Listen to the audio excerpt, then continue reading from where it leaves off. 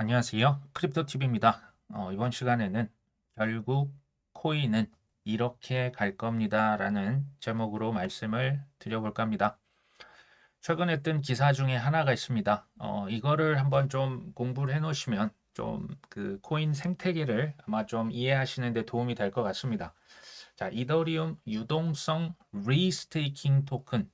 좀 말이 어렵죠. 이제 스테이킹은 우리가 아는데 리스테이킹, 그러니까 스테이킹 한 것을 기반으로 또 스테이킹을 하고 또 스테이킹을 하고 자, 이런 어떤 그 새로운 그 프로젝트가 있는데요. 이게 좀 위험해 보인다라고 하는 그런 내용입니다. 자, 보고서는 이더리움 리스테이킹 프로토콜 아이겐레이어라고 있는데요. 자, 이것은 밸리데이터, 이제 검증자들이 스테이킹된 이더리움을 또다시 다른 곳에 또 빌려주는 겁니다. 또 스테이킹을 해서 추가로 보상을 얻을 수 있도록 이자를 그러니까 이제 계속 얻을 수 있는 또 유동성을 계속 이렇게 얻어낼 수 있는 자, 이게 좋긴 한데 그럼 이제 생태계가 더 넓어질 수가 있겠죠. 하지만 여기 이제 뭐 래퍼를 채택할 경우에 불투명한 스테이킹 전략으로 인해서 숨겨진 리스크가 있다. 여기에 노출이 될 수 있고 투자자들은 그거 뭐 계속 빌려주면 당연히 이자를 더 받겠죠. 그렇게 돼서 수익을 극대화하고자 시도를 하므로 추가적인 리스크에 노출될 수 있다. 자, 여기에서는 경쟁력을 유지하기 위해서 여러 번의 리스테이킹을 권장하기 때문에 리스크가 커질 수 있다. 사실 뭐 투자 공부를 하는데 거시 경제에 대한 좀 공부를 해놓으시면 도움이 되거든요. 제가 이걸 조금 쉽게 항상 말씀을 드려볼까 합니다. GDP라고 있죠. 이제 우리나라의 어떤 그 국가의 모든 그 생산되는 재화나 서비스, 그러니까 한마디로 경제 성장률입니다. 자, 이건요. 세 가지로 크게 구분이 된다고 제가 저번에도 한 말씀을 드렸죠. 첫 번째, 인구입니다. 인구가 늘어나면 경제가 성장합니다. 두 번째, 생산성. 뭐 혁신적인 어떤 기술, 뭐 로봇이다, 인공지능이다. 이게 결국 뭡니까? 생산성을 향상하면 당연히 GDP가 올라갑니다. 세 번째가 있는데요. 이게 바로 빚입니다. 빚은 부채죠. 근데 뭐 이제 전후 베이비 부머 그때야 이제 인구가 폭발적으로 증가하면서 전 세계에서 소위 말하는 경제 호황이 왔었지만 지금 그렇습니까? 인구가 계속 감소합니다. 생산성이라고 하는 게 우리 마음처럼 뭐 바로 그냥 뭐 크립토 뭐 인공지능 뭐 빅데이터가 바로바로 이렇게 우리에게 생산성을 줄 것 같처럼 하지만 시간이 생각보다 오래 걸리죠. 자, 경제 성장을 명분으로 그래서 정치인들, 정부들은 사실은 세금을 더 걷어서 할 수도 있지만 어떻게 했습니까? 선택은 항상 쉬운 방법이죠. 뭡니까? 그냥 빚을 더 늘렸습니다. 돈을 더 많이 찍어서 이것을 뿌렸죠. 외관을 보면요. 그래서 GDP가 성장을 합니다. 그러니까 인구가 쉽게 말하면 감소하는 만큼 뭐를 했다? 그냥 돈을 찍은 겁니다. 이것을 겉으로 봤을 때, 미국에서 플러스 몇 퍼센트의 성장이 나왔다? 뭐 중국에서도 과거에 엄청난 성장이 있었죠. 호황이구나. 경제가 좋구나라고 할 수 있겠지만 본질은 뭡니까? 빚이라고 하는 것은 미래의 미래의 성장률을 그냥 지금 앞당겨서 미리 써버린 거죠. 자, 빚은 어떻게 구분이 됩니까? 원금은 이제 뭐 담보라고도 담보를 기반으로 해서 이제 그 돈을 빌려온 거죠. 이 원금과 이자로 이렇게 그 구성이 되는 겁니다. 근데요, 빚도 사실 담보물의 가치가 보존되는 한 괜찮습니다. 왜냐하면 담보물을 기반으로 돈을 빌려오는데 담보물의 가치가 올라가면 더 많은 돈을 빌려서 쓸 수가 있는 거지 않습니까? 그럼 괜찮습니다. 근데 97년 IMF, 일본의 잃어버린 30년, 2008년 서프라임 이게요. 경제 위기라는 게 한번 가만 생각해 보시면 빚을 내도 경제가 성장하죠. 근데 언제 찾아온다? 빚에 대한 원금은커녕 이자조차 내지 못할 때 경제 위기가 한 번씩 세게 찾아옵니다. 자, 다른 각도에서 말씀드리면 빚에 대한 담보물의 가치가 폭락할 때 이 담보가 무너지면요. 다 같이 무너질 수밖에 없습니다. 그때 엄청난 공황이 순간적으로 올 수 있다. 그때 이제 사람들의 생각은 이겁니다. 부동산은 영원히 우상향할 거야. 비트코인은, 이더리움은, 뭐 애플 주식은 계속 올라가는 게 너무나 당연해. 이거에 대해서 의심 자체를 하질 않죠. 사실은 맞는 말입니다. 근데요, 그 근저에는 뭘까요? 과도한 빚을 내는 데 대한 자기 합리화가 숨어 있습니다. 더 이제 그 심중으로 들어가 보면요. 결국에는 거기에서 인간의 탐욕이라고 하는 욕망과 맞닿게 됩니다. 탐욕이 있으면 자산 가격 폭등을 합니다. 폭등이 되면 거품이 끼고요. 거품이 뭐 그냥 우주선처럼 달나라까지 항상 가던가요? 항상 거품은 꺼지기 마련이죠.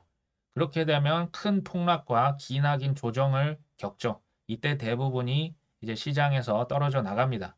그 다음에 다시 재상승을 하면서 소위 말하는 혁신이 진짜로 일어납니다. 맞습니다. 부동산 장기 우상향 맞죠? 애플 엄청난 초우량 자산, 뭐 비트코인 마찬가지입니다. 하지만 순간적으로 큰 폭락이 올 수 있다. 이것도 맞습니다. 그러니까 길게 보면 우상향이지만 울퉁불퉁하다는 얘기를 드리고 있습니다. 이게 이제 뭐냐면요. 그 어떤 자산 시장에서도 예외 없이 사이클이라고 하는 게 존재합니다. 근데 이 주기가요. 인간의 탐욕과 공포가 커지면 커질수록 그 주기에 폭이 더 길어지고요. 폭이 더 커지고요. 길이도 더 길어집니다.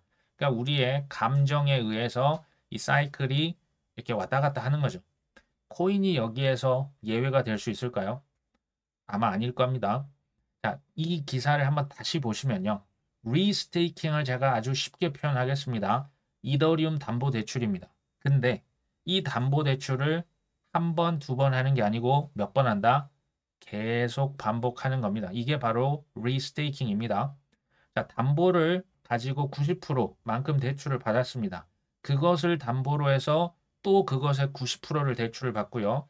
또 그 대출 받은 것을 기반으로 해서 또 90%를 대출한다.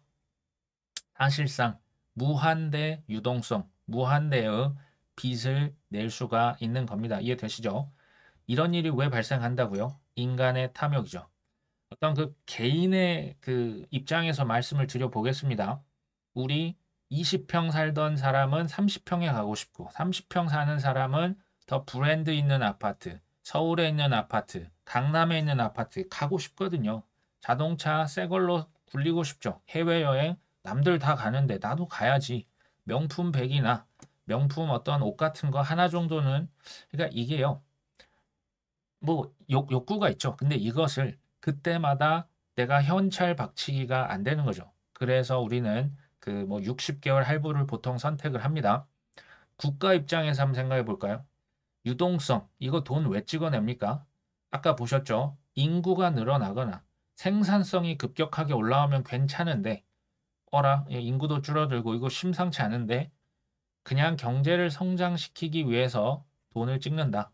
정치인들은 표도 얻을 수 있죠. 세금 20% 늘리겠다고 하면 표 줍니까? 표 안 줍니다. 그리고 이거에 정말 재밌는 게 뭐냐면요.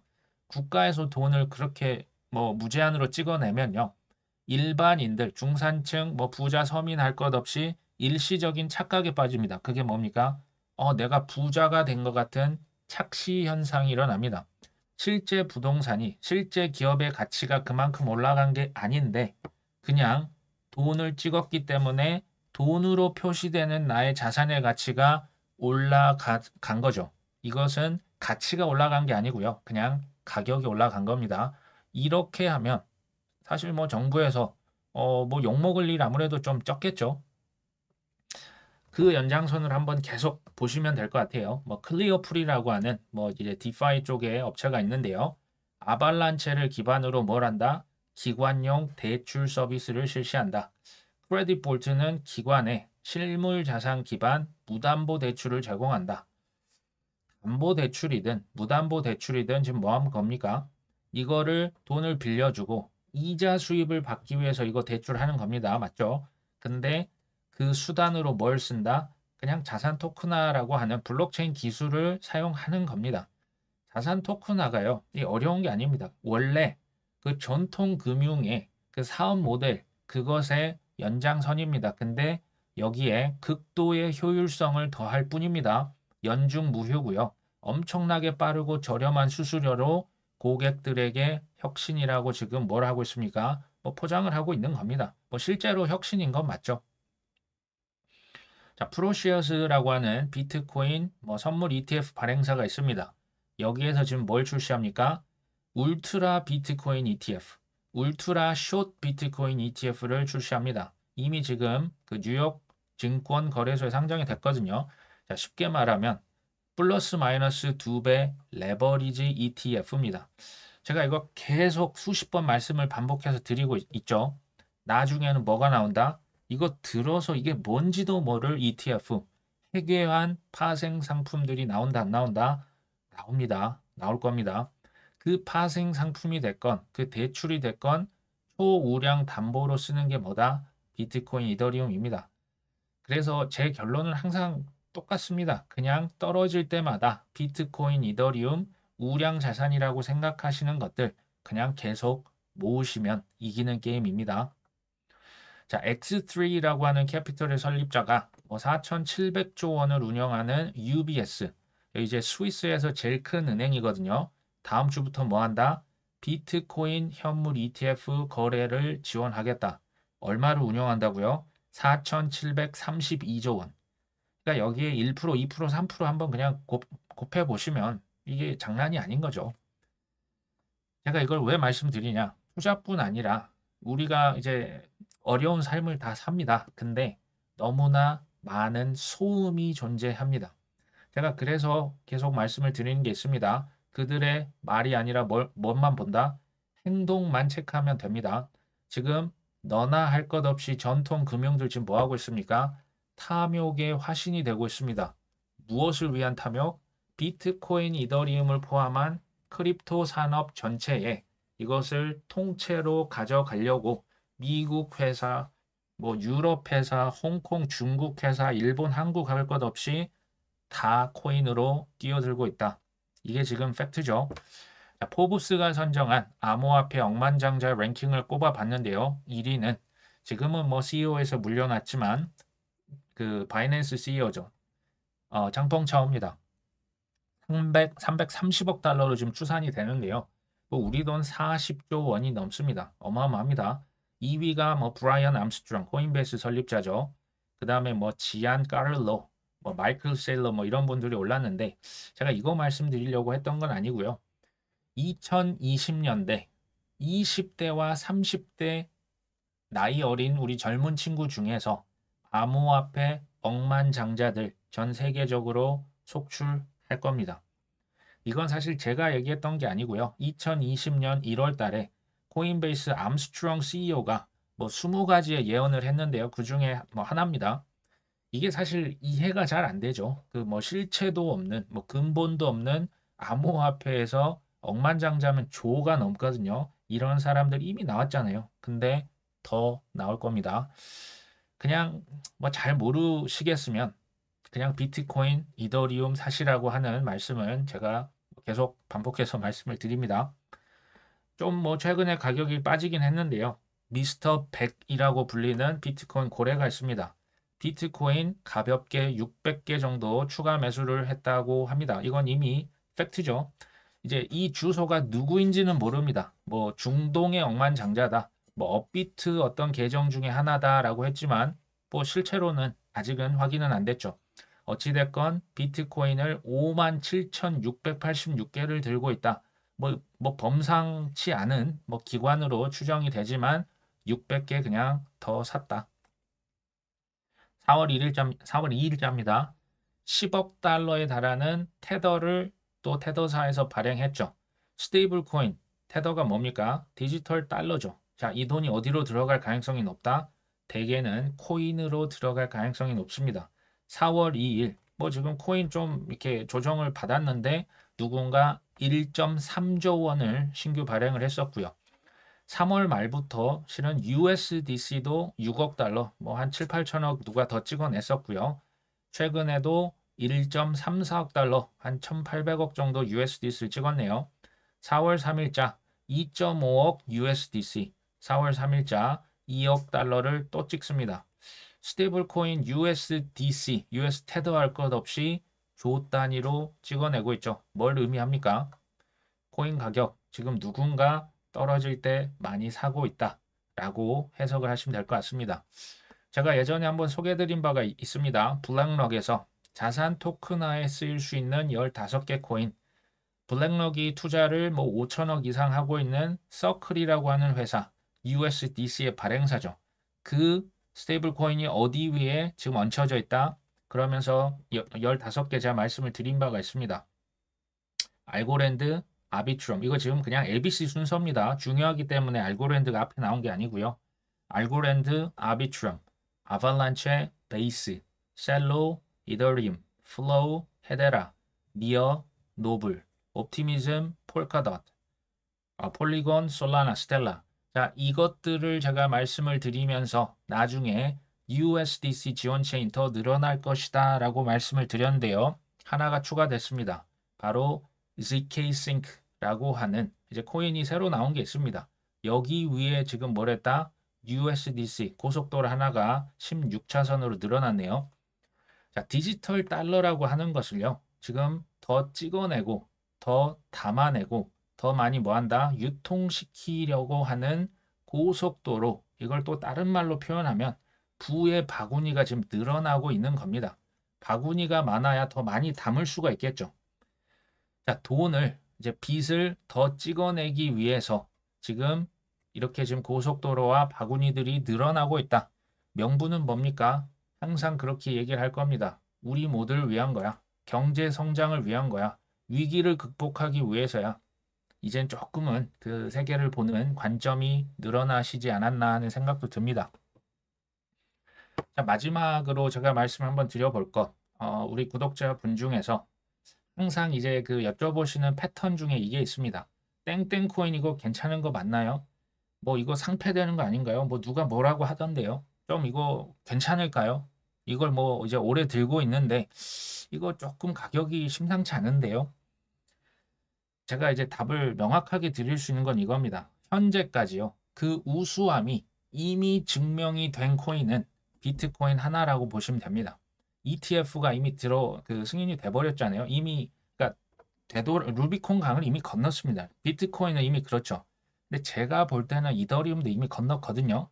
근데 지금 어쨌든 뭐 언론상에서 대중들이 인식하는 이더리움 뭡니까? 그 증권이잖아. 그 미등록 증권이잖아. 이자도 준다며. 이게 다 누가 씌운 프레임이다? SEC의 갠슬러 의장이 씌운 거죠. ETF 이거 승인 안 될 것 같은데. 그리고요, 사실 그 대부분의 사람들이 이더리움을 이해를 못 합니다. 비트코인이 디지털 금이 이거 이해하는데 14년 걸렸고요. 이더리움은 아직 좀 낯섭니다. 근데요, 제가 드릴 말씀은 그 투자의 본질은요, 이걸 잘 생각해 보실 필요가 있어요.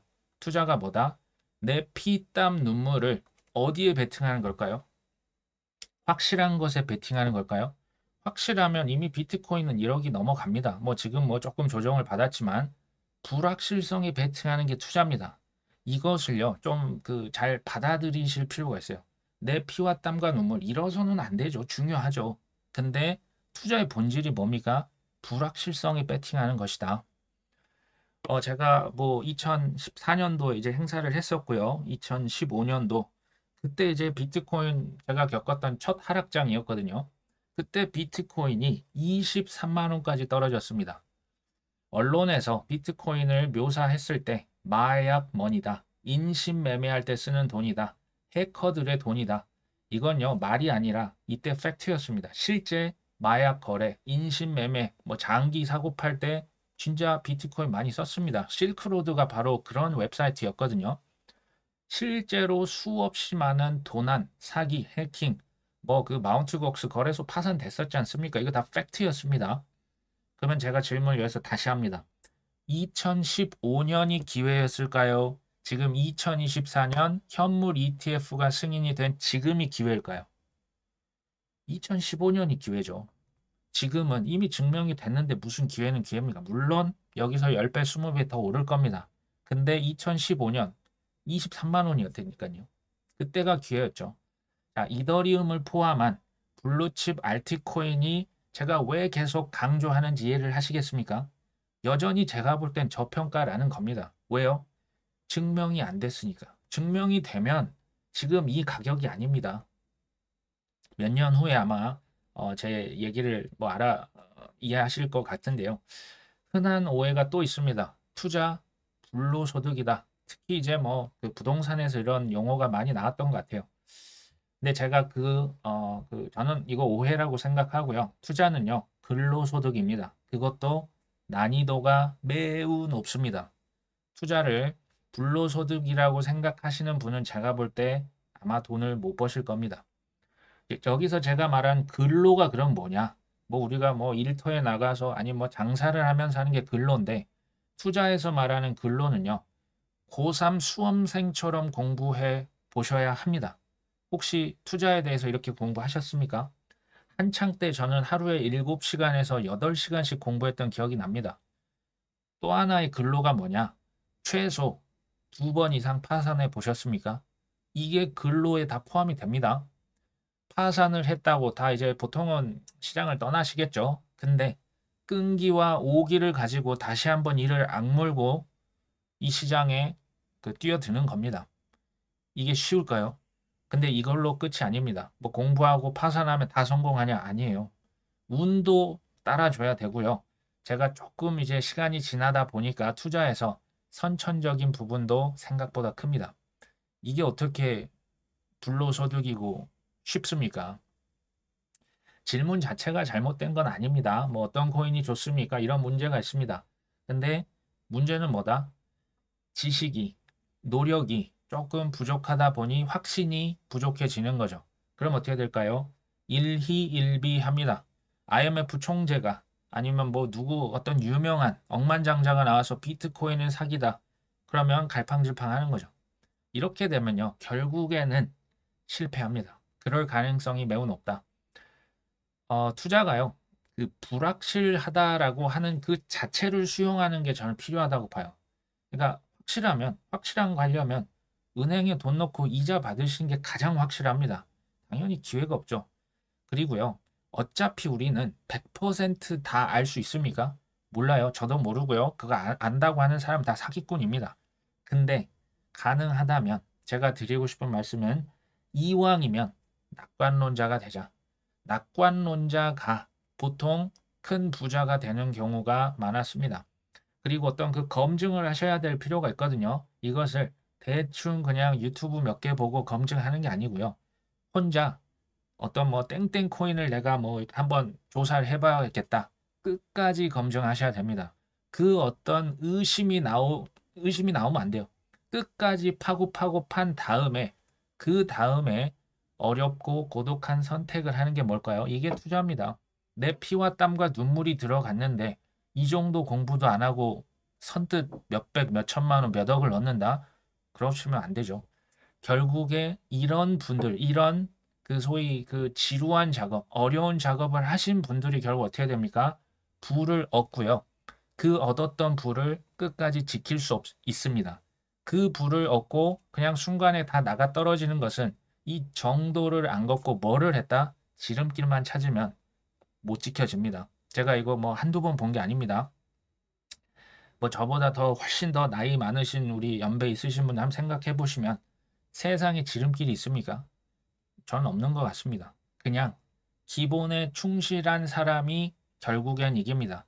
이것을 항상 내가 뭐 1년 안에, 2년 안에 큰 돈을 벌려고 승부를 보기 시작할 때, 우리의 탐욕이 작동하기 시작할 때 우리는 결국 그 덫에 걸려서 실패하는 경우가 많습니다. 그냥요, 기본에 충실하시고요.